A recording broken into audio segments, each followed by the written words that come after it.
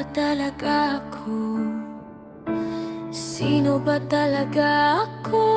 Bakit kay hirap maging ako? Ano bang pinagkaiba ng iba sa akin? Simula pa ng bata, ako palagi ko na lang nasasabing hindi ba ako mahalaga?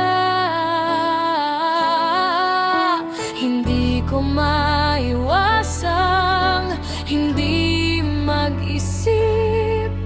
Sila ba ganon?